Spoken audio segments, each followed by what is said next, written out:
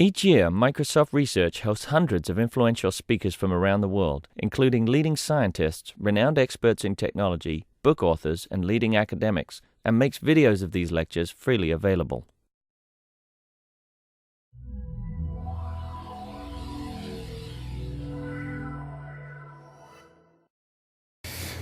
Okay, so today we have Tim Matson from Intel to talk to us about parallel programming problem, particularly parallel patterns. Tim describes himself as an old applications programmer. I've known Tim for, I don't know, at least 10, 15 years, and so that must make me older. But at any rate, he's worked on a wide variety of machines, going all the way back to the Cosmic Cube and the Cray 2 and the vector machines and the parallel platforms, and in a variety of languages, everything from Linda and Strand and HPF and MPI, and so lots of experience. And I think that's the best way to really, understand why parallel programming is difficult and different alternatives. Currently, Tim is he's working at Intel since 1993, and he's their evangelist for parallel computing. And his current interest is in the design of pattern languages for parallel programming, which we'll talk about today. Okay, thank you.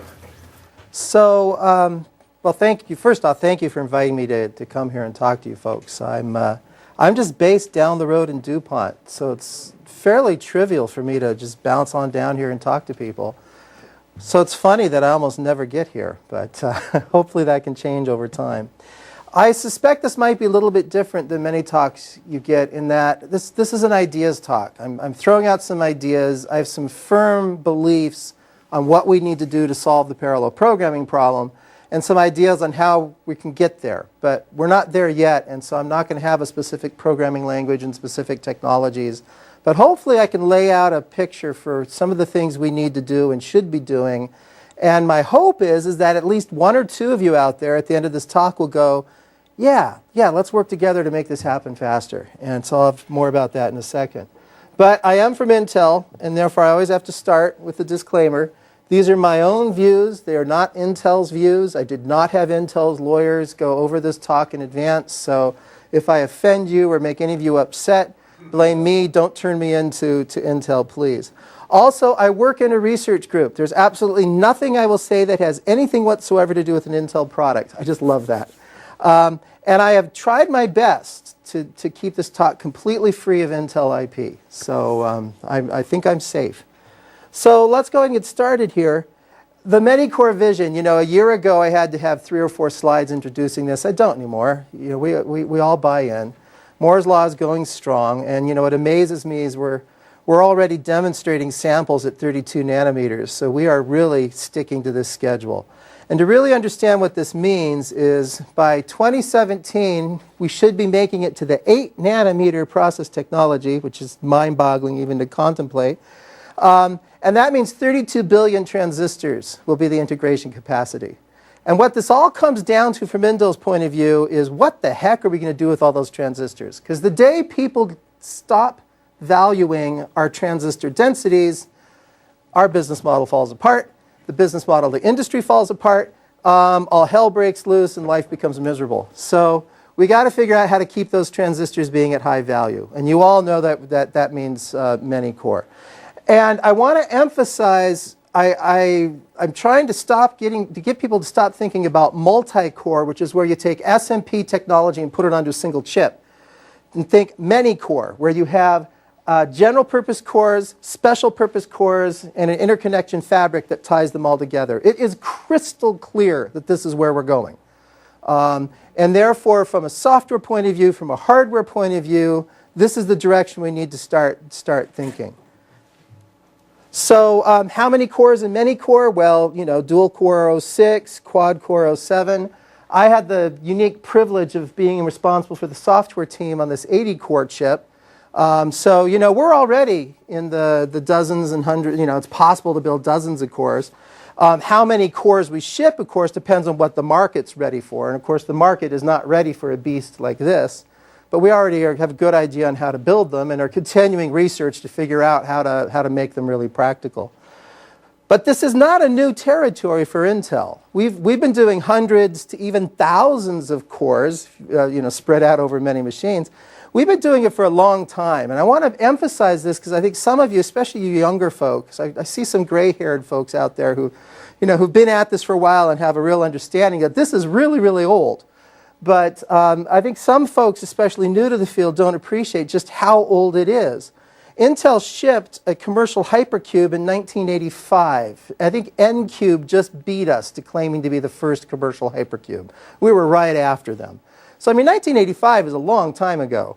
And we built some of the first gigaflop machines. Eventually we built, and for some reason my picture doesn't show. Oh man, there it is. Why didn't it show the first time? Eventually by 96, 97, we built the world's first teraflop machine with over 9,000 processors. So, we know the hundreds to thousands of cores range. We know what it takes from a hardware point of view, from a system operating system point of view, from a parallel programming point of view. This is old territory to us. And of course, what it got us was membership in the Dead Architecture Society. And I really think it's important for people to keep coming back and looking at pictures like this, because it's been there, done that before. In the late 80s and 90s, everybody had to go parallel. It was the big bandwagon. We all jumped in. And I recognize some of you probably were attached to some of those companies that failed. Because as you notice, there aren't very many arrows continuing into modern times.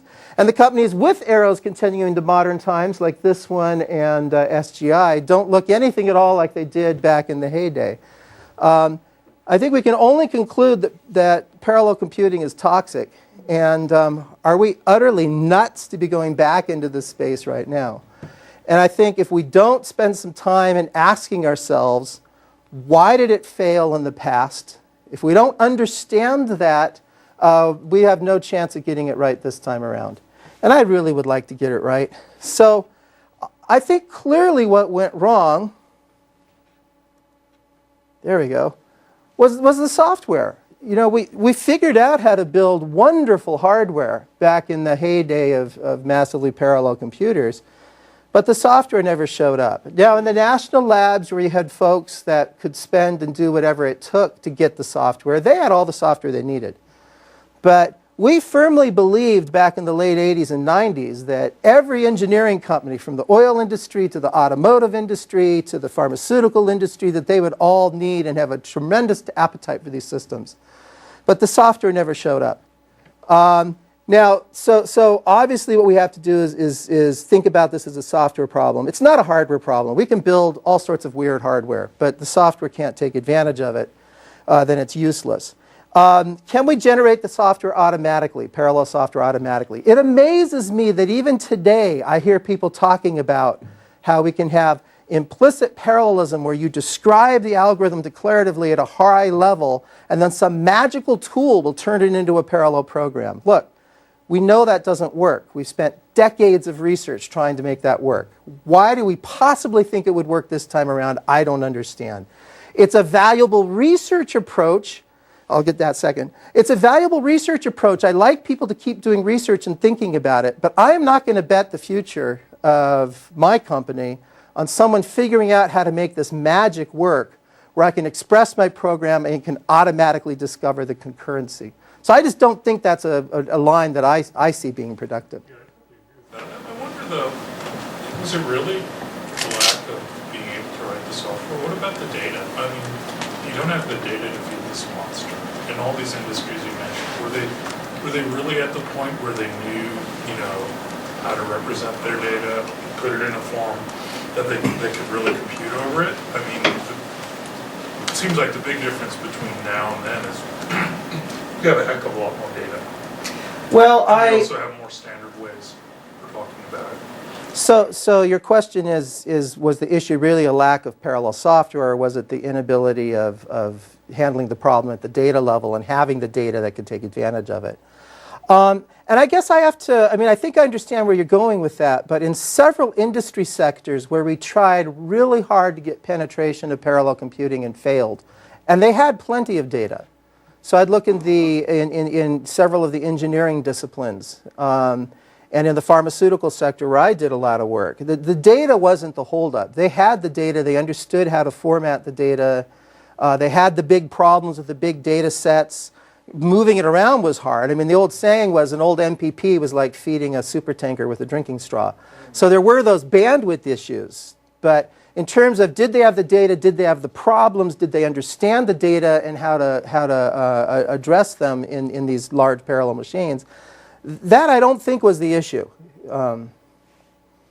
But I mean, I really want to come back. Was it really the software, or was it just not cost effective at that time? Because industry after industry, you could say, oh yeah, it seemed like they should be doing this, but maybe the failure was you guys just didn't make it cost effective. No, go ahead, John. I think it's a combination of I think the problem is, like you were saying, it was getting the data to the processors. I think it was the difficult thing. Okay, and I think that's where the machines didn't perform well. And I mean, you could say that, well, we didn't have the right tools in order to sort of collate the data in the operations, or maybe we didn't have the right hardware, which made it difficult to move the data to the processors. So I think it's that the data movement, the data layout problem, which was A, difficult to do, and B, caused the performance and scalability to be so poor. Yeah, I'll respond to that second, but yeah. How much of that was that they couldn't do it, and how much was simply that you could do it cheaper on commodity hardware? Well, these are all commodity systems. No, they're not commodities. Okay, wait a minute. Wait. No, but A commodity is defined as a product that there's no distinction on what source you buy it from other than price. And a microprocessor is not a commodity. So people commonly call it that, but there are real differences between an AMD and an Intel. Anyway, all right, I'll get down off that. What bugs me is when people at Intel call them commodities, and it's just like, no, I know the market calls them that, but it's very important to us business-wise that people don't think of them as a commodity. Okay, so several great ideas here. Obviously I'm oversimplifying. So yes, there were problems where the data issues made these machines impractical.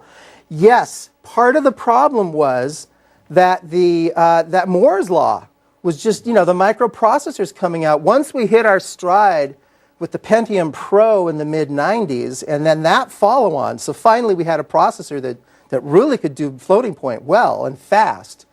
That created a pressure, so that was a factor. But let me respond to the software problem. So, because my role at Intel has always been the applications person who can speak the language of the scientists and who can speak the language of the computer and software architects. And in the pharmaceutical sector, where I work very, very closely, they had a whole slew of programs they used all the time. And to the end user medicinal chemist, they had their productivity software that they were using in their domain, their molecular dynamics, their ab initio quantum chemistry, their process control flow applications. And pieces of them would run on these machines, but you wouldn't get the whole thing running. So it killed the conversation about adopting parallelism before it really even got to issues of data movement and is it competitive with other opportunities. The fact was the software wasn't running on the parallel machine, so it made it really hard to go anywhere with these conversations. So all of these factors were important, but we couldn't even get to the point of let's work through those factors because the software wasn't there to start the conversation. So no, at any rate, the software was a huge part of it. All right, so it's a little bit controversial in some circles, especially the younger folk are trying to really push this thing of just a magical tool will solve the problem. But we know better now. I mean, we've got years and years of research. Our only hope is to get programmers to write parallel software by hand. People have to create parallel software, and at some level they have to do it explicitly. They have to describe the concurrency, and they have to describe something about the way that concurrency is going to be managed. So the solution, of course, was let's create a new parallel programming language. And this is a slide I just love. I went through the literature and tried to gather together a lot of the important languages you could find in the mid-90s. And to give you an idea of what a parallel programming nerd I am, these are the ones that I've at some point written software with. So, I mean, it's ridiculous how many. Now, what I want to assert and what I want to warn you all about is this was really, really bad. This was a bad thing. And I want to convince you of that. And ask the question, did this glut of parallel programming languages help us or hurt us? And I want to describe what I consider to be one of the most important computer science papers of the last few decades. This is the Draeger grocery store study. Do people know, have people seen this study before? Okay, good. This is really important. And since Microsoft is such a technology engine, I want you to really internalize what this study told us. So this was done by, at Stanford, and it was in their, it was a marketing research group at Stanford. I forget what department they're in, but what they did is the Draeger grocery store in, I guess it's Palo Alto or in that neighborhood, is one of these gourmet specialty grocery stores that has just the really high-end specialty items. And they set up 2 displays of gourmet jams. One display had 24 jars, the other display had 6 jars. And the idea was that a customer could come up, sample the jam, and get a coupon for $1 off. So if you think about this, what they could do is they could count how many people walked into the store, how many people sampled the jam, and how many people eventually purchased. So they could easily gather that data. So then what they would do is they would randomly swap the displays. And they would train graduate slaves to stand there and to properly, present the product. So they could see how these 2 different displays worked. Now what they found is that the 24-jar display indeed attracted more people. 60% of the people who walked in the store walked up and would sample at the 24-jar display, whereas they only got 40% of the people with the 6-jar display. What is really critical and what completely shocked them when they did this study is that 30% of the people who sampled actually purchased with the 6-jar display, and only 3% purchased with the 24-jar display. Now, this has been confirmed time and again. They went on and they did other studies. So this, one could argue that, well, this is just jam, it's frivolous. But it's been confirmed with 401k plans at businesses. They would look at companies with this huge complex array of 401k plans that you could voluntarily contribute to, or companies that had 3 or 4. And they found the company with 3 or 4 actually had higher participation rates. So this has been confirmed with things that matter a lot more than jam. And they coined the term that what's going on here is choice overload, that there's a natural human tendency when you present a human being with too many choices, they'll just walk away. It's like, it's too hard to make a choice now, I'm going to go away. So now, keeping this in mind, what do you think the response was to this? Yeah, I really think that back in the 90s, we hurt ourselves pretty seriously. And I don't want us to do it now. I think it's a good thing that today, now there's an HPC bias here, I understand, but today really there aren't that many parallel programming models that are heavily used in HPC. There's of course the people who do hand threading, Win32 API or POSIX threads in the Unix and Linux space. If you want to do compiler directives, there's OpenMP. If you want to do message passing, there's MPI, and frankly MPI trumps all the others in the HPC space. And then there's these new kids on the block. CUDA has really taken off, but CUDA will rapidly transition to OpenCL because OpenCL is a standard. It does functionally pretty much the same stuff as CUDA, but it's an industry standard, so they're not tied to one vendor.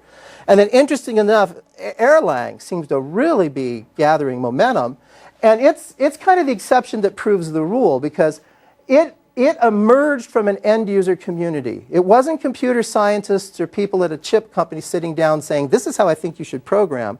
It was a telecom community had a problem, and they created a language to solve their problem, and then they rolled it outside. So it's very interesting how that one evolved. But the fact is, there's not very many today. And since choice overload is a very real phenomena, what I caution us in the industry, Intel, Microsoft, all of us out here working on this problem, is new languages for research are great. That, please spin off as many languages as you can and keep them inside your walls and study them and figure out what works and what doesn't work. But when you're ready to deploy to the outside world, less is more. We can actually damage ourselves by spinning too many out. This worries me because at Intel right now I'm aware of 7 different parallel language projects. And I shudder to think if we try and turn them all out. I bet you guys have even a lot more than that. Yeah. Subject. DEC used to have a Department of Product Prevention. Oh, really? DEC had a Department of Product Prevention. I love that. That's good. Okay, so what I would rather see people do, the tendency in parallel computing historically has been if you see a language you don't like, make a new one.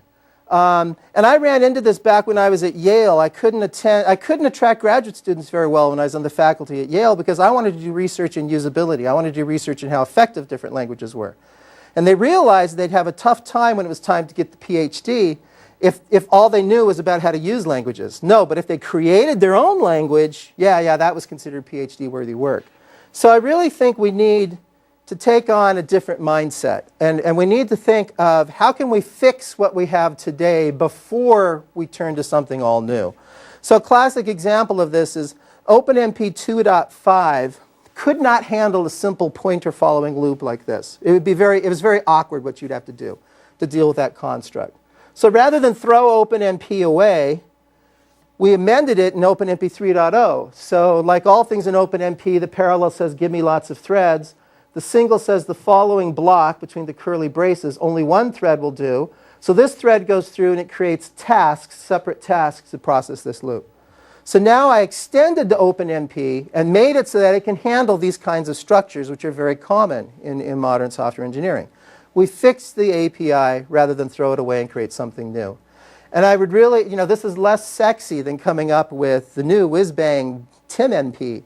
But I think we really need to think that way of fixing what's out there instead of creating things that are new. I might add, when I look at language design, I look at C, C++, and Java as all one family. Because to me, the programmer syntax matters. What you do under the cover, whether it's a virtual machine or a just-in-time compiler, I could care less. All I care about is the code I write. And I love the fact that C# looked at that same tradition and said, how do we make it better? I mean, that's the kind of thinking that I would like to see extended to parallel programming. Take what's out there and accept it and fix it. But patching up old APIs is not enough. I think that's a critical step, but there's more we have to do to solve this problem. One issue is what I call the parallel composability problem. Modern software is not written the way old scientific software was, meaning, in the old days, what we used to do is you'd have a team at some lab, and program would come in, and the team would sit down and roll up our sleeves, and we'd parallelize it and tune it. Now, of course, software is written components that come from many sources, that come from many languages. So the parallel programming idea of assuming that everything's under one umbrella and one program just falls apart. And you have to be able to compose individual modules together. A good example of this is the MKL library. This is the math library that Intel has. Uses OpenMP. And if you had an OpenMP compiler an OpenMP program built with the Intel OpenMP compiler, calling the MKL, which used OpenMP, you could not fit them together consistently. What I mean is you would have oversubscription problems, you'd have all sorts of problems because there's no concept in the design of OpenMP or the supporting runtimes for how to compose modules. So this is a huge problem. Now, I think the only sorts of people who can solve it are people like companies like Microsoft that control their infrastructure. And I know you have a common concurrent runtime project, and I saw a presentation on it, and I felt like jumping up and applauding. Because that is the only way we're going to solve that is if things map down onto a common runtime, because then you can do resource management and handle the oversubscription problem, and you can handle data locality issues that cut across modules. So I'm assuming you guys are going to solve the composability problem, at least in your universe. And from Intel's point of view, that's good enough. That's pretty cool. So that's great. So I don't need to deal with that one. But the other area, which is how do we intelligently evolve parallel programming languages and APIs so that they work for the mainstream general purpose programmers. That is a second problem. And that's one where I think standards and working across the community is key. And this is something that Intel's really good at because, we're software neutral and we can bring people together from very different persuasions. And because of our nature of sitting at the heart of the computer, but someone else's GPU often sits there and someone else's vendor is actually selling the machine, we're actually in a really good position to work on this problem. How do we figure out how to intelligently evolve parallel programming infrastructure? So that's what I'd like to talk about. Now, when I look at the history of parallel programming and all those huge slew of languages, you would think we would have solved this problem by now. But we haven't. And I am convinced, and it takes me a long time to develop why I'm so convinced of this, and I won't do that now, but I could walk you through it at some point. I'm convinced a huge part of it is that we did not approach the problem scientifically. We did not approach the parallel programming scientifically. We approached it as engineers. If I had a new idea for a parallel programming language, what did I do? I found some graduate students and we created it, and then we wrote some codes with it, then we published a paper, and we jumped up and down and patted ourselves on the back. And then we'd go off and we'd do the next one. And that's very, it's very effective if you're building bridges and buildings. It's not effective if you want to develop a theory for how to improve and evolve a technology. For that, you need some kind of systematic basis for comparing them. Basically, survival of the fittest has been proven to be an incredibly effective mechanism, but you have to have some way of deciding what's the fittest. And that means you have to have a way to measure and assess and talk about parallel programming languages and compare them. And I think that's one of the fundamental things we need to do. And that's one area I would love to work with you folks on. So how do we compare parallel programming languages today? Now, I'm not going to pick on a friend of mine at Intel, because he has a slide like this he used to carry around a great deal. And I'll leave his name anonymous, though some of you may know who he is just from this slide. But he'll talk about his super cool whiz-bang nested data parallel language, and look how superior to this is to OpenMP. And man, that says, absolutely, don't you really want to use that nested data parallel? But what does this really tell us? It doesn't tell us anything. He doesn't explain why the OpenMP code was written that way. He doesn't tell us any performance data. He doesn't give us anything. All this tells us is that he prefers nested data parallelism to OpenMP. So, okay, we get that. I don't know how valuable that is, though. So frankly, I think my colleague should be absolutely ashamed for ever using a slide like this. Shame on him. Shame on me. This is a slide I often use in my OpenMP talks. Look how nice and elegant this OpenMP is, but gosh, if I did it with the Win32 Threads API, oh my God, you don't want to write this crap. No way. This is much better. So the point I try to make is, look, we're all guilty of this. We're all guilty of engineering by pot shots. And that's got to stop. If we want to evolve the state of the art, then we have to support the state of the art with systematic and careful sense of comparisons. So I'd like us to do it right this time around. I really feel that we're on the cusp of a second chance. We blew it in the 80s and 90s, we meaning those of us doing research in parallel software. We created some great stuff like Sisal and Linda and Strand and wonderful languages that nobody used. This time around, I'd like us to create stuff that actually works and solves problems and people really use. So I'm convinced that what we need to do is create a systematic, scientific method for working on software. In other words, I can put out a hypothesis, I can test it, I can peer review it, I can understand what worked and didn't work, so then I can feed that back in and over time evolve systematically to a parallel programming technology that will really work. That procedure has never been done consistently in parallel programming, and that's what we have to do. And I break it down into these 3 steps. We first have to develop a way to talk about how people solve parallel programs. We have to develop that human angle. What are the ways people attack a parallel program? What are the patterns they use in building a solution? We have to create a way to understand that and talk about it. Then we need to come up with a jargon, a terminology for how we talk about programmability, so that when I'm sitting in a room of experts, I don't say, gosh, F# is just a nightmare. I couldn't imagine using that. Oh yeah? Well, OpenMP sucks. You got to get to the point where you can really talk about what's good about something, what's bad about something, how the trade-offs are made. So we have to create that terminology for talking about programmability. And then I'm going to close just briefly with the plea that we have to come up with metrics and programmability metrics. So let me go ahead and walk through this. Now, we found in the early 80s when, early 80s, early 90s, gosh. You know you're getting old when you get off a decade with things. In the early 90s, some of you older people here will remember the emergence of object-oriented programming. I mean, the technology was really, really old, but it took off in the late 80s and early 90s. And in the early 90s, I would characterize the object-oriented programming world as utter chaos. It was chaos because we had these different languages out there, which isn't bad, Smalltalk, Objective-C. this weird thing called C++. But there was really no idea how to really use them. So you had these horribly expensive projects. The one at Mentor Graphics is the one that, because they were right next door to where I was living then, that I was most aware of, where they spent millions and millions of dollars with teams of engineers redoing all their software in C++, and then it didn't work. They could never get it working right, and once they did, it didn't run very fast. Because nobody understood how to really use object-oriented programming. And what you had to do was write a whole bunch of programs and fail many times, and then eventually you'd get it and you could do object-oriented programming and have a lot of success. So a book came out in the mid-90s, early to mid-90s, on design patterns. And this is a famous book. I have a feeling if I went around to your cubicles, most of you would have this book on your bookshelf.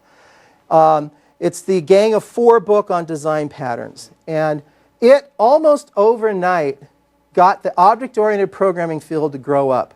Because now all of a sudden, if you were new to the field, you could read this book and you would know the tricks of the trades that the experts took for granted. And that was really valuable if you're trying to learn object-oriented programming.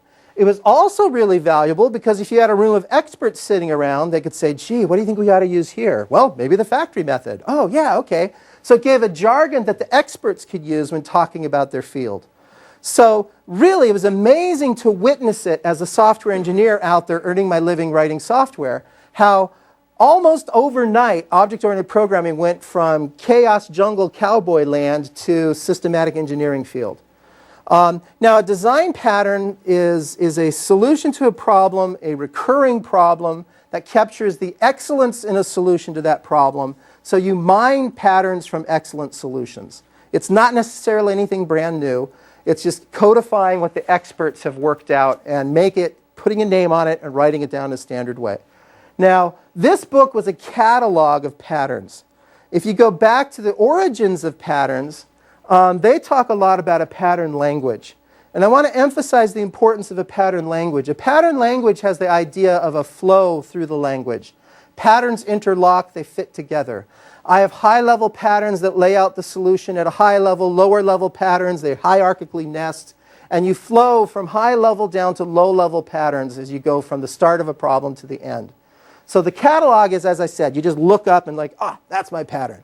A pattern language is I use this pattern, which then flows me to this pattern, which then flows me to this pattern. So a pattern language includes this higher-level knowledge on methodology that's missing in this book.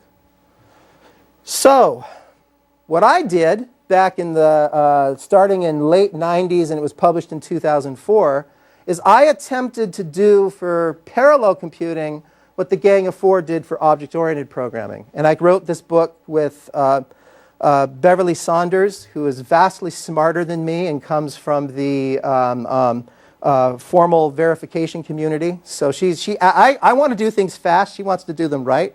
So we actually were a great team. And then Berna Massengill, who I met when she was a postdoc at Caltech, an old applied mathematician doing, well, she's not old, but an applied mathematician who does lots of work in parallel programming. So the three of us wrote this book, and it is a full pattern language.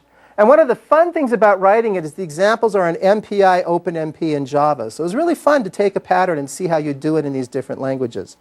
However, the three of us basically come from a scientific programming background. So if you read this book today, you would see that it does a really good job of capturing how the whole HPC era of parallel computing did things. So in some regards, it's a little bit narrow on scientific computing, even though that wasn't our goal. And we've learned a lot since we wrote this book. So what I'm doing right now at the ParLab at UC Berkeley is to do the next generation, to kind of throw this away and let's do it right this time, but pay a lot more attention to bringing in a broader community of programmers. So what comes out at the end isn't for scientific computing, it's for all computing. It's for general purpose computing. Now, is everyone here familiar with the ParLab at UC Berkeley? Some yes, some blank stares. Let me show you the one picture about the ParLab. So the ParLab, this is the group at Berkeley that Intel and Microsoft are funding through the UPCRC, which I can never keep all the letters straight. But we are together funding this company to the tune of a big pile of millions of dollars. All right, so you have a whole team of very smart people who are really excited about making sure that Microsoft and Intel are happy. So 5 years from now, maybe we'll give them more money. So I mention that, though, because I have found, to a remarkable degree, they're very, very open to someone like me from industry coming in and saying, gee, have you thought about doing it this way? And they've changed. They've made huge changes in how they do things. So I'm really pleased at the extent to which they're looking from input. We're not just money bags. They really want us to be direct collaborators. And I am very closely and directly collaborating with them. So the way they're working at things is they have at the top a collection of applications that are driving the research. The problem is that they're addressing is to bring the world to a point where you write correct software that runs efficiently on many core. And they like to say that they're addressing the single socket problem. So they're not trying to address the HPC problems and the cluster computing problems. These are all very interesting, but let's just focus on the parallelism that sits in a single socket. So how do we make that software routinely parallel that's correct and efficient? So they have these applications at the top, image, retrieval, hearing and music, speech, etc. And what we're doing is we are analyzing those applications, and we're going to create an understanding of how humans think about them and how humans parallelize them in terms of a design pattern language. But by a single socket, you mean a bunch of cores on a single chip? Is that what you mean by single socket? That's what I mean by single socket, yeah. So lots and lots of cores on a single chip, which, I mean, I gave you the words they used, but it's not quite right, so it's almost better to call it a single board, because they're also really into, you got a GPU sitting there, let's use that too. But the thing is, a lot of these people have relationships up the hill at the labs where everything is huge HPC. And so they need a simple slogan so when the HPC people come to them, they can calm them down and say, no, no, no, we really mean your laptop, your handheld device, the single platform. It's really about whether you have shared memory or not, right? That's the big thing. Well, maybe, but I don't submit you have to have shared memory. So it's not really, I mean, yes, today, the single socket, you tend to have shared memory between all the cores, but nothing says it has to be that way. So my research at Intel is doing distributed memory cluster on a chip, and I'm finding that's an incredibly productive architecture, both from a software and a hardware point of view. But I would say that distributed memory is as hard as HPC. Yes. Immediately. This problem is definitely as hard as HPC. Okay. In many ways, it's harder. And it's harder for sociological reasons. With HPC, I have programmers who actually enjoy the difficulty. I mean, if you just have to visit one of the national labs and sit around with the programmers, and you'll hear them go like, yeah, man, it was great. I was up till 2 a.m. getting that routine debugged, and I got it from 97% to 97.5% speed up. It was just great. They like that stuff. But here, you have real-world programmers who have deadlines to hit, and they have to add features and ship on time. And so the sociology is totally different. That these people will not take the pain as the HPC. The memory may be shared, but are the caches shared? So you don't want cache misses all over the place. So that's a separate issue. And from a hardware point of view, that is the crux of the issues we're working on right now at Intel. So a lot of the Intel products today are shared cache.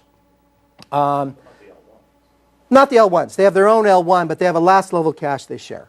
Okay, so yeah, you have the L1, sometimes even an L2 that's per tile. That 80-core chip that I worked on was shared nothing. There was no sharing at all. I have a research project going on right now that we haven't released in public, so I can't say much about, but it's kind of a hybrid between it. There's some sharing, there's not some sharing. So, I mean, we're basically exploring the design space very broadly, which is why I responded to your comment about, well, it means shared memory. Well, it doesn't have to mean shared memory. And when you look at the overheads at managing a shared cache, you quickly get to the point where you're eating up that bandwidth on that on-chip network, just keeping track of who has which piece of the cache. And at some point, you have to wonder, wouldn't we be better off to just get rid of the shared cache? Now, I know I'm getting off on a tangent, but I think this is an important tangent for people thinking about how to do parallel programming.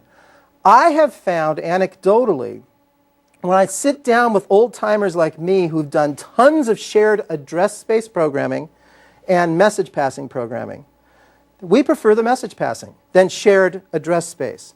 Why? Because in message passing, anytime sharing occurs, it's explicit in the text of the program. I know sharing's occurred, and if I don't have that send and receive or communication routine, then I know I have isolation. Whereas in shared address space programming, it's the opposite extreme. There may be sharing going on that I have no clue about, and there's nothing in the text of the program to tell me. So I think there's this illusion out there among us computer scientists pushing parallel programming that shared address spaces are a good thing, and I don't believe it. I think, in fact, they may be a really bad thing, and we may need to really move away from them.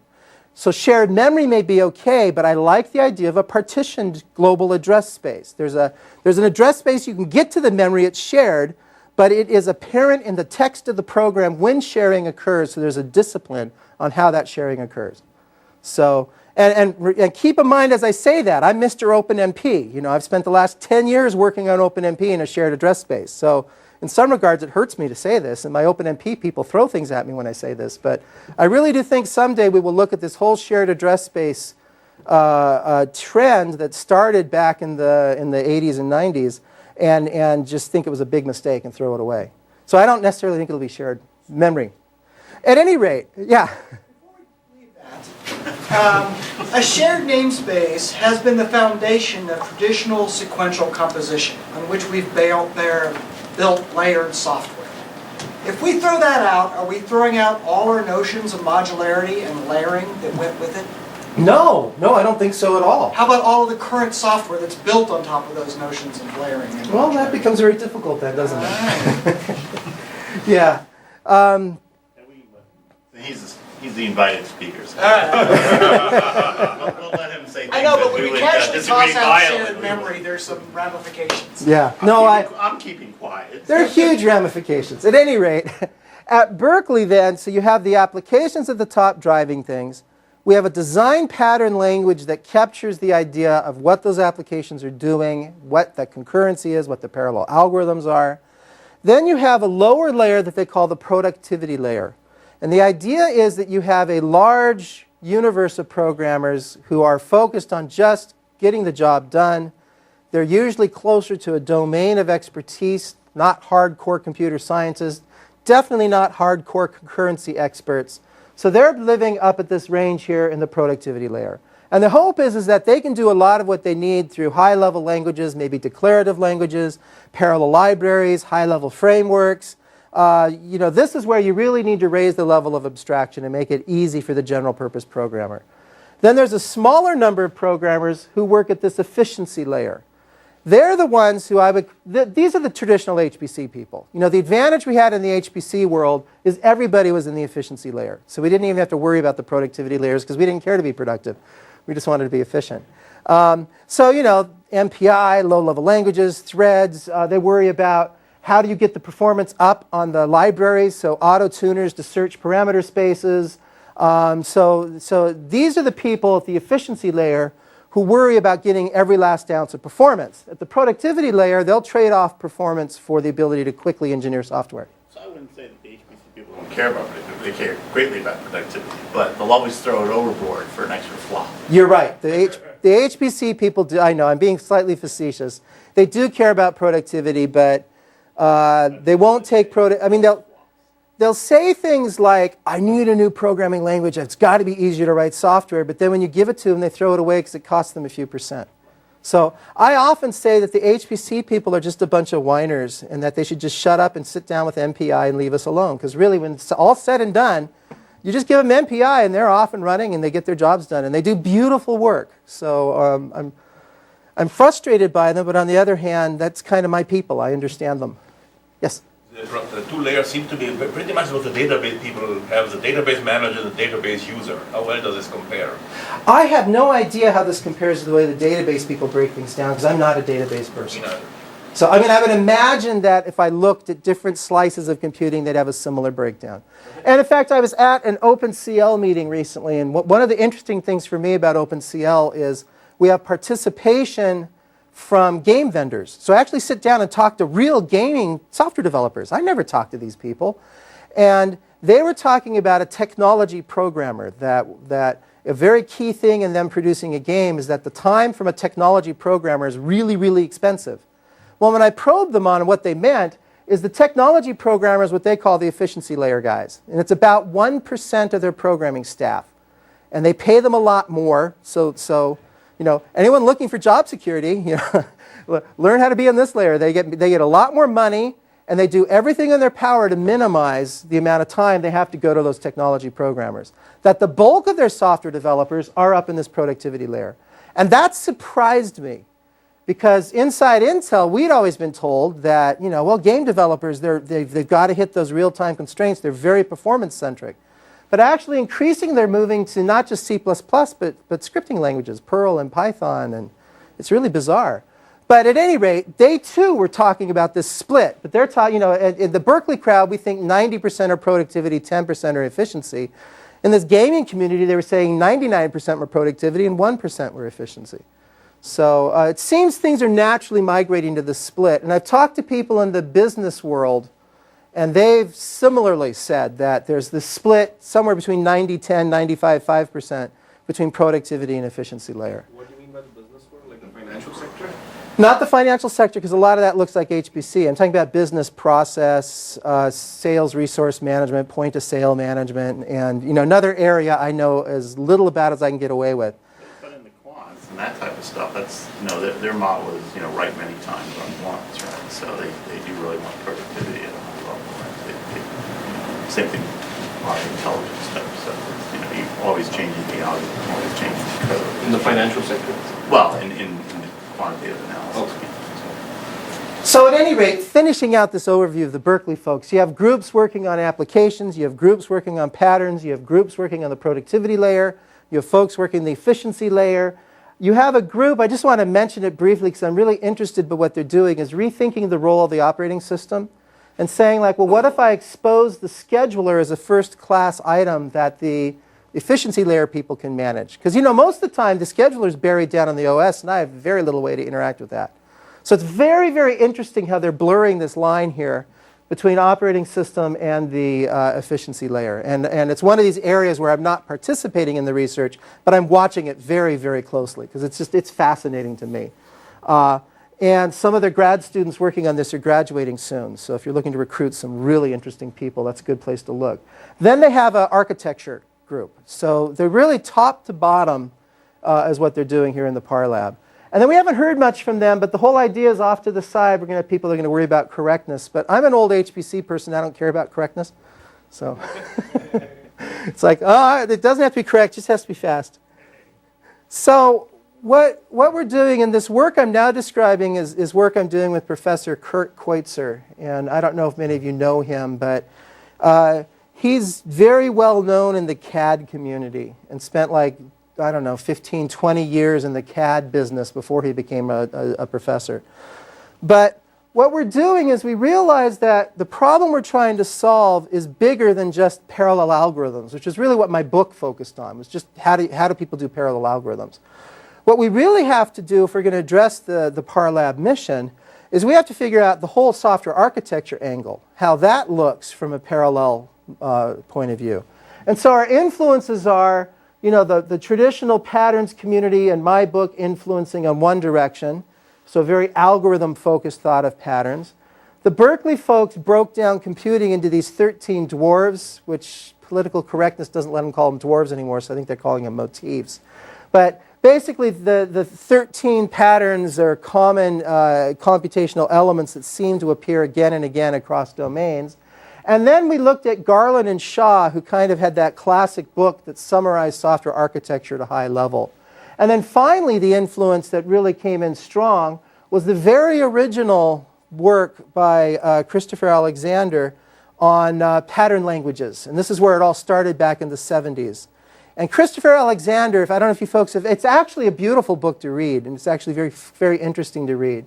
Because what he was trying to capture is he talks about that quality without a name. When you see something really, really special, something inside of you can tell that it's special. And wouldn't it be nice if you could get experts together who understand that specialness and if they can write it down and share it? So it's very much that almost religious zeal for patterns and pattern languages. So you pull all of these together and you end up with our pattern language. Okay, clearly that's a working title, but at some date we'll give it a better name. But OPL stands for Our Pattern Language. And in a very long talk, I've given patterns talks many times, and they're really hard to make them interesting. because they get down into a lot of detail and they quickly get kind of boring. So the thing to do is just look at it at a high level and then come to me and I'll give you more detail later. I'll give you things to read. But the idea is that we're trying to capture a language for the architecture of parallel application software. We start at the top here. In fact, let me advance to the next. We start at the top here with patterns that talk about the large-scale architecture of your application. So pipe and filter, map, reduce, layered systems. These are concepts, if you know Garland and Shaw and have been reading software architecture academically, that'll be very familiar to you. Then over here, we have the computational patterns. This is the 13 dwarfs. You know, the idea is that if you're familiar with the 13 dwarfs, it started with Phil Koala, who recognized and suggested that all of scientific computing was an instance of one of 7 archetypes that he called the 7 dwarfs. There's things like dense linear algebra, sparse linear algebra, unstructured mesh, structured mesh, etc. And what the Berkeley folks did is they sat down and took that as their starting point and said, well, you know, if we add 6 more, we think we can cover everything. So they came, that's where the 13 dwarves came in. And then they would invite people in from different application domains to sit down with them and go through the dwarfs to try and see if they had coverage. So they bring game developers in. They brought the folks I work with in the workloads group at Intel in to look at the RMS workloads. They brought in financial people. I mean, so they really spent some time validating to themselves, at least, that these 13 dwarves do a pretty good job of covering everything. And, you know, it's not cast in stone. In fact, we're very interested if someone looks at the list and says, gee, you need to add 2 or 3 more. The list will grow. The key thing is that it's a number on the order of 13. It's not a number on the order of 10,000 or hundreds. It's a manageable number.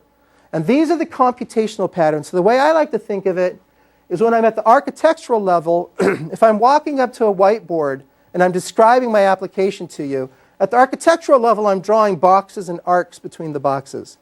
Then I'm ready for the computational level. Now I'm saying what's happening in each box. And so therefore, there's an iterative nature, because I may, as I start looking at what's happening in each box, go, gee, those 2 boxes really should be merged. Or maybe I should split this box apart another way. So we have these arrows here, these green arrows, pointing out that it's kind of a back and forth between the architectural level and the computational level until you've described the architecture of your application in terms of the major boxes, the connections between them, and the types of computations occurring in each box. You alluded to the notion of composition and how that is so important Yes. in the future of parallel programming. Would you say that that's mostly a concern of the left box, the architecture box? Is composition mostly a concern of the architecture box? I don't think so, but I'm not sure. I think it can't be just a concern of that box. And the reason I think it's hierarchical and composition is going to occur at every level.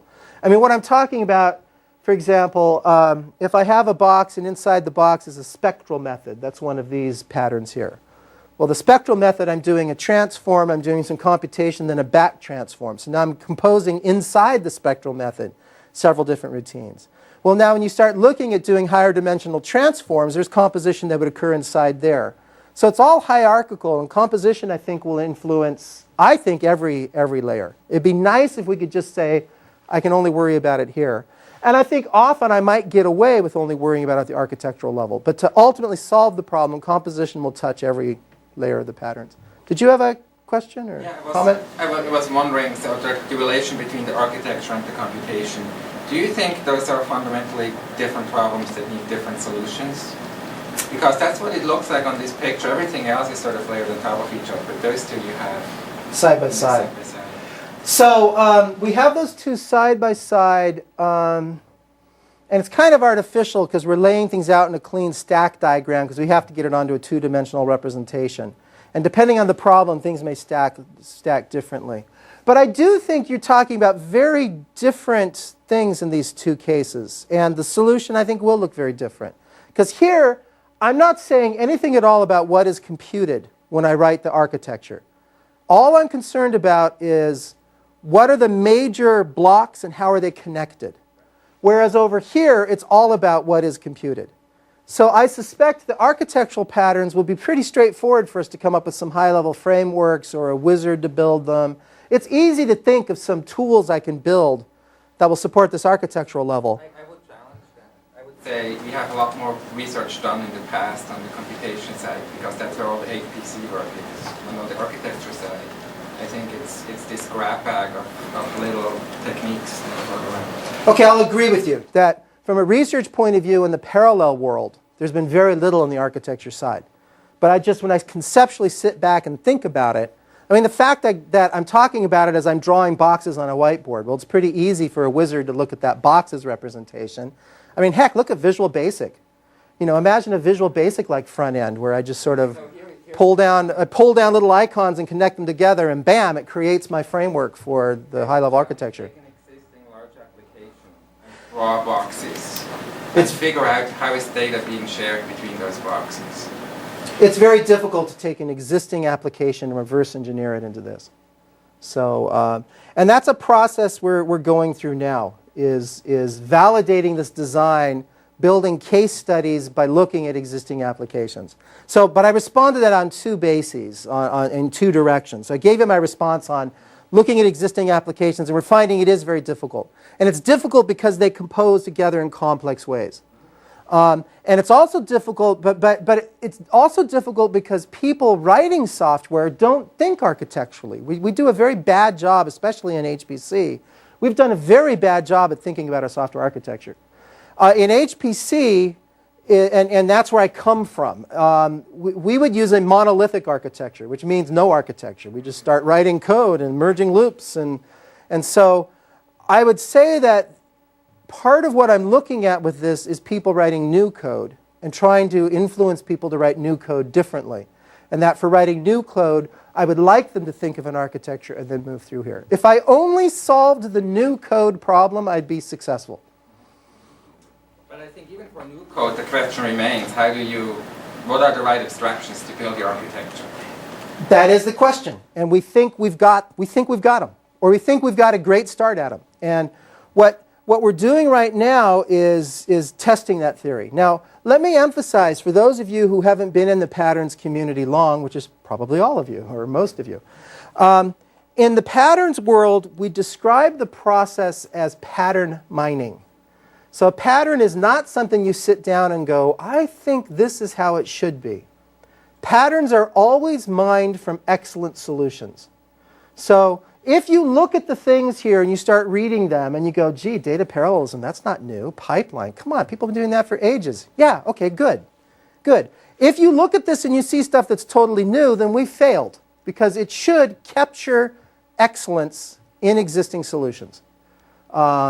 And so that's what we consistently do. We go out and look at excellent solutions, and we mine them, and we understand the patterns, and we either validate that we have the right patterns in the right places, or we validate we need to add new patterns. And this is the process where we need to grow the community and get more people in. Because with my book, there were the three of us, and we came up with something very nice for the stuff the three of us had seen many, many times, which is useful, but it's not enough. What's enough is to get a large community together and really boil down around a consensus of what are these basic building blocks. Yes? How do you know that a solution is excellent? How do you know a solution is excellent? You know it when you see it, yes. That is scientific. Yeah. A community sees, a consensus in a community sees it as excellent. But yeah, that is subjective. I mean, we're capturing the human element here. For example, like so, when you were saying that you didn't care about correctness in the HPC world, you cared only about performance. So an excellent solution would be one that ran blazing fast, but perhaps somebody who's formally inclined and worried about correctness issues think this is bad. That's right. Not good. That's right. You are absolutely correct in that excellence is in the eye of the beholder. And therefore there is a subjective factor. This is very subjective. When you start talking about design patterns, you're stepping over from the world of the typical computer scientist where everything's clean and objective and very, very systematic to the fuzzy, things are vague, maybe you can take it this way, maybe you can take it that way. But you know, that's critical, because what am I trying to do here? I'm trying to capture that human angle that we've traditionally done such a terrible job at capturing. So I'm trying to get it and write it down. But I need to keep going because we're we're almost out of time, and you're almost out sick of listening to me, I'm sure. So this is just an example, and oh my. I learned long ago, if you ever see a typo in a slide, you have to fix it on the spot, or you'll never fix it. Okay, so this is a one-slide example, and I'm not going to walk through it just because of the lack of time. But looking at the CAD universe, you have an overall pipe and filter architecture. So that's what you see with the boxes here. And then inside the boxes, you have these computational patterns that appear. And that this one picture actually summarizes a huge amount of what happens in the CAD space. And it's an example now of how we've boiled down the problem into a form that we can go through and start systematically analyzing and working through instead of just this very confusing mess that is the CAD applications. So the patterns give us a way to precisely describe the computation, which is valuable for the experts sitting around talking about how do I support this in the software world and how do I build an infrastructure to support it. And it's valuable to the person new to this field who's trying to learn it. But it also gives us a way to compare and contrast. Remember that whole programmability thing I started with? Now, remember earlier I just said, well, OpenMP is great, Windows threads suck. Or, OpenMP is awful and data parallel programming is great. Well, now I can actually go through and I can look at different patterns and I can say, look, how well does this notation support programming in that pattern? Now, it's still a little subjective, but now I've laid my assumptions out on the table for us all to sit around and argue about. So 4 or 5 of us sitting around with experience with each one of these could discuss it and argue it and trade off until we came to a consensus on how these things played off. And so you can see if I'm doing SPMD style programming, gee, everything works great. Okay. But if I'm going to do an actors type architecture, well, gee, MPI is great for that. MPI can do anything, right?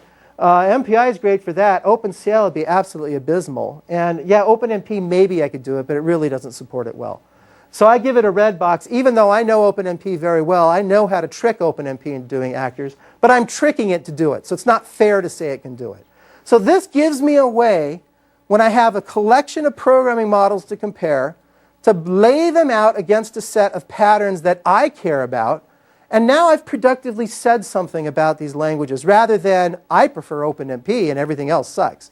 So I think it's a huge step in the right direction. And let's see. Gosh, I thought I had, because we're running low on time. I can't believe it. I lost it. It was a great slide, too. This is what happens when you pull slides together at the last minute. Is that slide hidden? Oh, it's down here. Okay, I'm sorry, folks. So let me just go on. All right, now I want to emphasize that to us at the ParLab, the patterns are a means to an end. They're not an end in and of themselves. So I think they're valuable, and they're valuable for talking about programmability. But the other thing that we really like the patterns for is they give us a roadmap for the frameworks that will support the productivity layer. So in our vision of where this will go, the 3 years from now when we're near the tail end of the 5-year ParLab period, we're hoping that we get to a place where you have this small number of hardcore technology programmers that produce these parallel programming frameworks. And I'll use the word framework very loosely. It can be a language supported by a set of libraries, supported by a wizard. I mean, it's software technology to support parallel programming. And then you'll have a domain-literate computer scientist who understands kind of the bridge between the hard layer efficiency and what a domain needs. And they're going to work with the parallel programming frameworks to create these application frameworks. And then my end-user programs who know nothing about parallel computing, and our goal, I don't think it's possible, but the Berkeley people do, is that domain expert doesn't even know they're writing parallel code. That domain expert just has this parallel application framework that's been given to them, and the parallelism is buried inside of there. I don't believe that's possible, but I believe it's a good goal to shoot for. And I believe if we only get 90% of the way there, so they maybe only say a little bit about the parallelism, and all the details can be buried, then we've been very successful. But I'm hoping that the design pattern languages we're talking about and that we're working on will be the roadmap for building this hierarchy of frameworks. And that's the end goal in the ParLab for the patterns. And I'll skip that. And so the status of where we are with that language is we're quite confident about the overall structure. It'll need a little tweaking and moving around, and we may need to change some definitions. But that picture I showed you of the pattern language, we feel pretty good that that's pretty close to right. The top level patterns, we have good drafts for most of those. The bottom level patterns, some of them come straight out of my book, and therefore we have them. Some of them still need to be written. But this term, I'm teaching a course at UC Berkeley where we're basically writing the rest of that pattern language.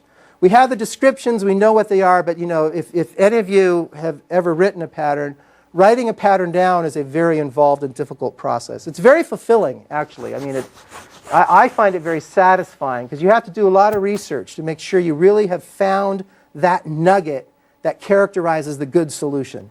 And finding it and understanding it and writing it down is like writing a good, tight piece of poetry. So what we'd like to do is really get more people working with us from a broader community. We want to grow the pool of people that are working with us on this language, because that's the only way it will be a consensus for how this field works. So we have at Berkeley these all-day pattern workshop. The next one's coming up March 18th. Then we have one on April 22nd. So you're all welcome to join. I would love to have the problem of turning people away because we have too many. That'd be a great problem. And then we're having a conference, Paraplop, which will call for papers will be going out soon. But it'll be in Santa Cruz June 4th and 5th, which is after the ParLab summer retreat. So you know, we're actively growing the community to wrap this thing up. So we're running out of time here, so just let me mention briefly these other two. And I'll skip a lot of slides, but these slides, I can make them available to anyone who wants to see them. But this is another one, is having a human-centered model of how programmers solve parallel programming problems. That's very important. That's what the patterns are all about. But it's not enough. We need to have a language of programmability.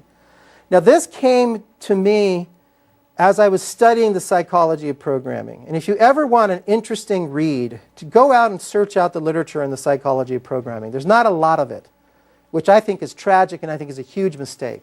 Because every known programmer is a human being. So you would think that anybody who wants to understand how to make programmers effective would want to understand how human beings go about programming. But there is remarkably little research happening on that front. After years of working on the cognitive psychology of programming, one of the founders, one of the real leaders in that community, Thomas Green, came up with the idea that, you know, coming up with a nice, neat, compact cognitive model of human reasoning and programming wasn't getting us anywhere. What we really need is just a way to talk about how notations convey information. And he came up with this thing called the cognitive dimensions.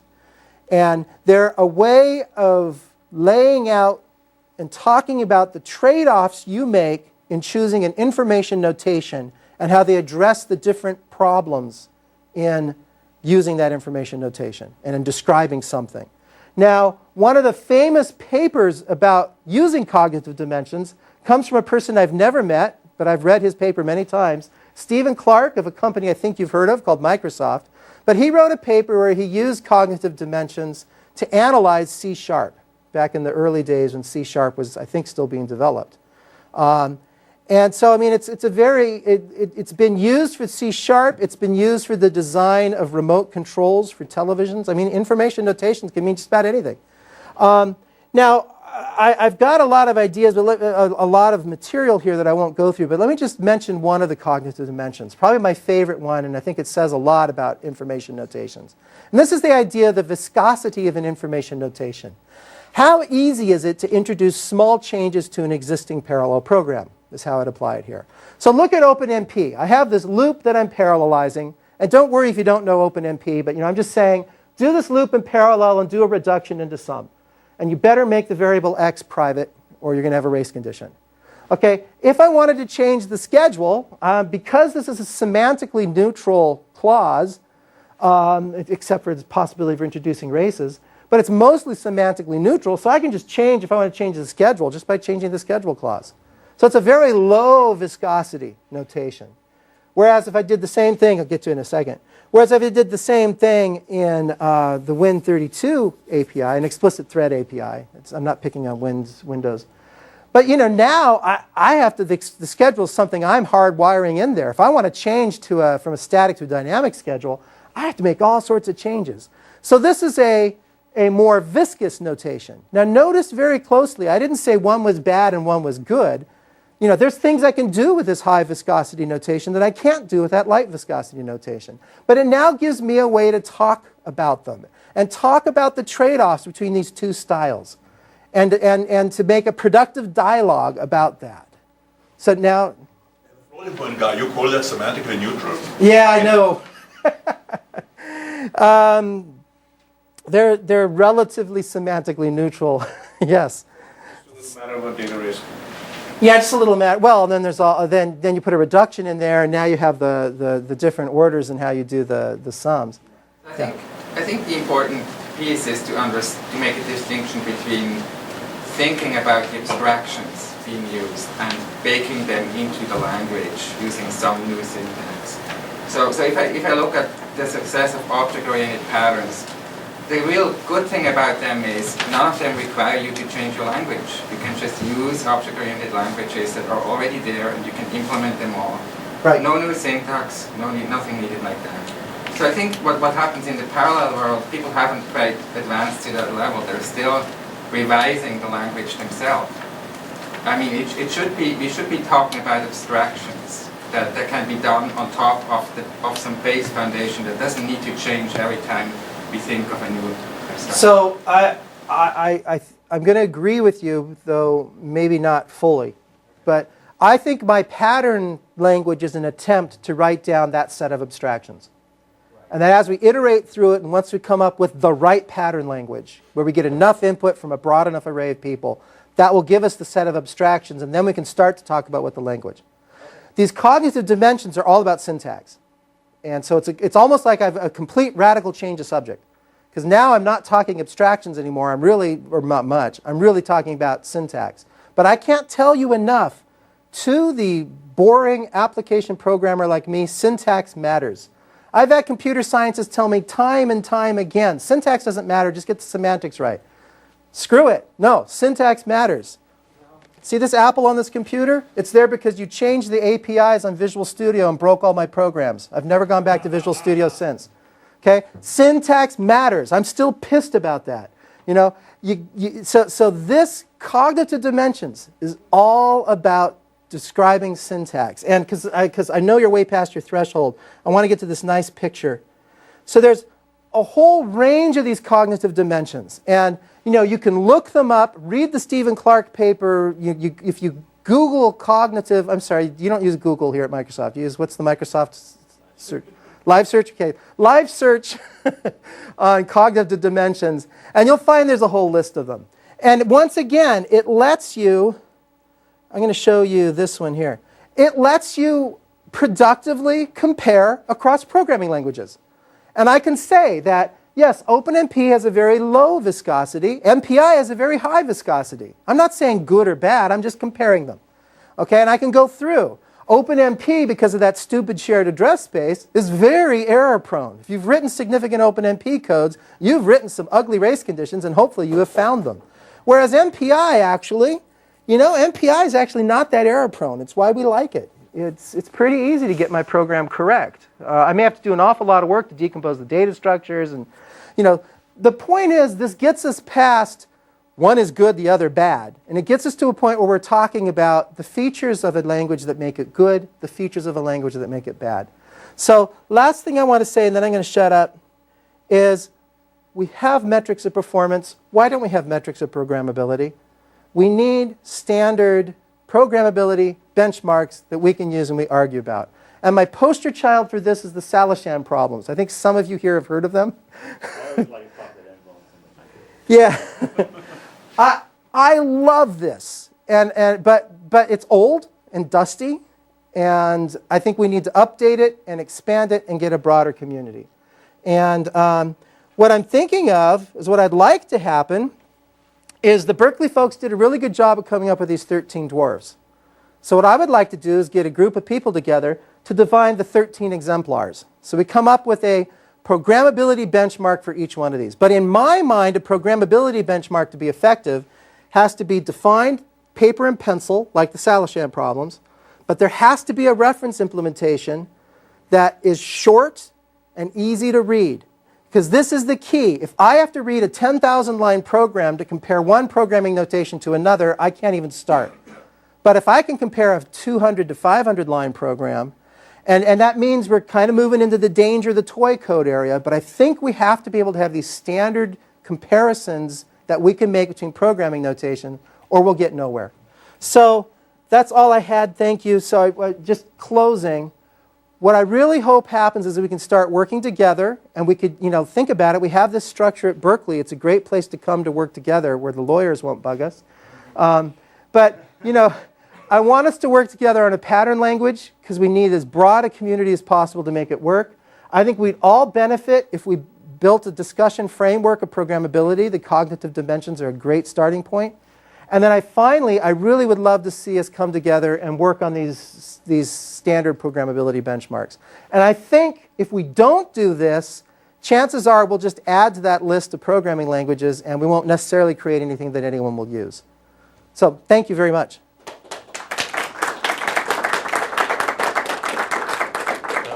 Any other questions for Tim? We're going to lunch after this, just in the cafeteria, so people can join us there. And I think then, what's the afternoon schedule like? We have a meeting in building 112, room 2209, and we're going to continue talking about patterns, and then... and that's from like 1 to 2 or something? Parsec. Parsec. So like 1 to 2. Well, I'll ask one question, because I was going to ask you a question on the metrics. It didn't seem like you were going to get there to talk. And the slide you did show was a little different than what I was thinking as far as metrics. So as you distill down, right, and you take a higher level concept into the lower level layers, right, how do you judge whether or not your choice of that lower level is a good one for the implementation? I mean, how do you calculate sort of the error, the inefficiency, how much you've lost or how much more you had to write, as you break down? Because you go to the lower levels, I mean, there you begin to have choices, right, of how you implement one of the higher level things. And so how do you decide, whether you made the right choice, the wrong choice, what do you know? Right, so how do you decide as you move through the layers of the pattern language that you've made a right choice or a wrong choice? Yeah. So there's two things to point out in your question that are important to appreciate. And one is that there's no single path. And that's the issue. How do you know you have the right path? I submit that it's iterative. You go down all the way through to the lower layer. Now you have a stack of paper with boxes and diagrams and little notations. And you get to the bottom and you go, gee, that was, is there a better way to do it? And you have to iterate back through. It's not an objective, that you can assign a numerical weight to each branch along a tree and you can say, oh yeah, this is the lowest cost path. We're talking about the human process. It's fundamentally iterative. So you have no metrics at the higher level, really, to judge the branching until you get to the bottom level, and then you just have performance and scalability, I guess? Yeah, you get to the bottom, and well, usually, because we're talking about software design, so hopefully you get to this before you start having code running and performance metrics. But the whole idea is you get down into design, it's like, well, is it exposing much concurrency? And if you look at my book, we talk a great deal about that iterative nature of how much concurrency are you exposing? Is this reasonable relative to the target platforms? We like to talk about being architecturally neutral, but fundamentally at some point you have to break that architectural neutrality and think that, gee, I'm going to be on a Windows platform with a laptop with a 16-core processor. But it is iterative. And it's fascinating to me, if you do look at the psychology of programming, that iterative nature comes out in study after study after study. That we teach people in school a top-down method of software architecture, but the fact is that no good professional programmer programs that way. They always, the really good productive ones, they always sort of iterate down a little bit, then jump back up, then iterate down again, then jump back up. And therefore, a notation and a framework that supports them has to support that iteration. Any other questions? All right, well, thank you again.